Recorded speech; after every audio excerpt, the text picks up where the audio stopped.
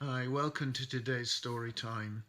Short story today, but hopefully a funny one. Quite a different one from what we've normally been doing. Remember, see if you can see anything different in the background when the story begins. It might be quite a tricky one today. Today's story is by Roald Dahl and it's called Jack and the Beanstalk, but with a twist. See you in a minute. Jack and the Beanstalk by Roald Dahl from his Revolting rhymes. Jack's mother said, "We're stony broke. Go out and find some wealthy bloke who'll buy our cow. Just say she's sound and worth at least £100. But don't you dare let him know that she's as old as Billy-O."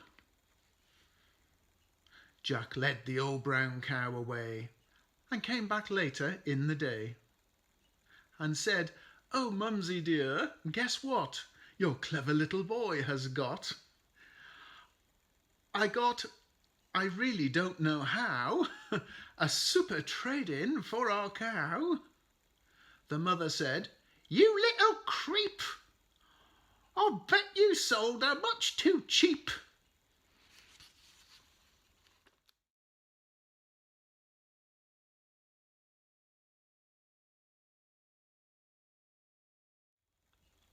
When Jack produced one lousy bean, his startled mother, turning green, leaped high up in the air and cried, "I'm absolutely stupefied. You crazy boy, do you really mean you sold our Daisy for a bean?" She snatched the bean, she yelled, "You chump!" and flung it in the rubbish dump.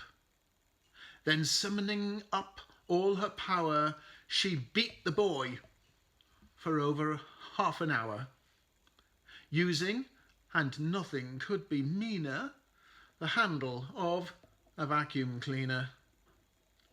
At 10 p.m. or thereabout, the little bean began to sprout. By morning it had grown so tall, you couldn't see the top at all.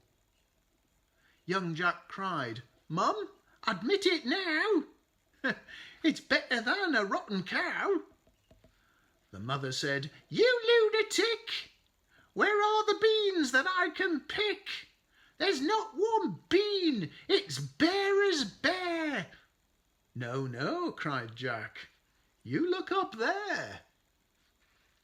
Look very high and you'll behold, each single leaf is solid gold." By gollikins, the boy was right. Now, glistening in the morning light, the mother actually perceives a mass of lovely golden leaves.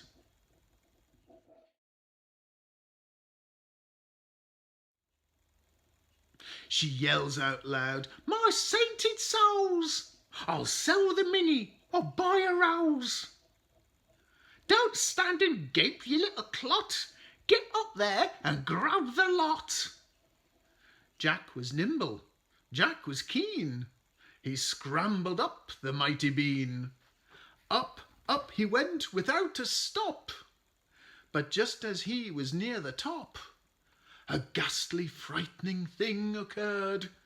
Not far above his head he heard a big, deep voice, a rumbling thing that made the very heavens ring. It shouted loud, "Fee, fi, fo, fum, I smell the blood of an Englishman." Jack was frightened. Jack was quick, and down he climbed in half a tick.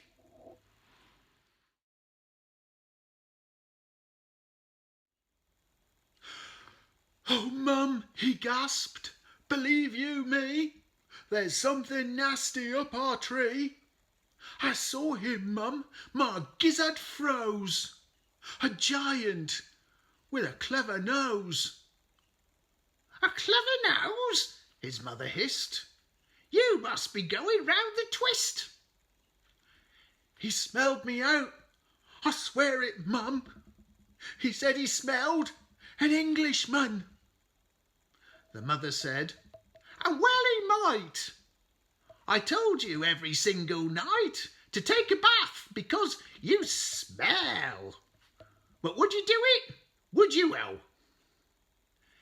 You even make your mother shrink because of your unholy stink." Jack answered, "Well, if you're so clean, why don't you climb the crazy bean?"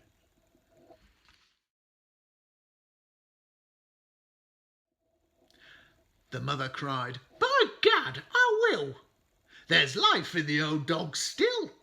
She hitched her skirts above her knee and disappeared right up the tree. Now would the giant smell his mum? Jack listened for the fee-fo-fum. He gazed aloft. He wondered when the dreaded words would come. And then, from somewhere high above the ground, there came a frightful crunching sound. He heard the giant mutter twice, "By gosh, that tasted very nice." Although, and this in grumpy tones, "I wish there weren't so many bones." "By Christopher," Jack cried, "by gum, the giant's eaten up my mum. He's smelled her out. She's in his belly. I had a hunch that she was smelly." Jack stood there gazing longingly upon the huge and golden tree. He murmured softly, "Golly gosh, I guess I'll have to take a wash if I'm going to climb this tree without the giant smelling me. In fact, a bath's my only hope." He rushed indoors and grabbed the soap. He scrubbed his body everywhere. He even washed and rinsed his hair. He did his teeth, he blew his nose, and went out smelling like a rose. Once more he climbed the mighty bean. The giant sat there, gross, obscene, muttering through his vicious teeth, while Jack sat tensely just beneath, muttering loud, "Fee-fi-fo-fum. Right now, I can't smell anyone." Jack waited till the giant slept. Then out along the boughs he crept, and gathered so much gold, I swear he was an instant millionaire. "A bath," he said, "does seem to pay. I'm going to have one every day."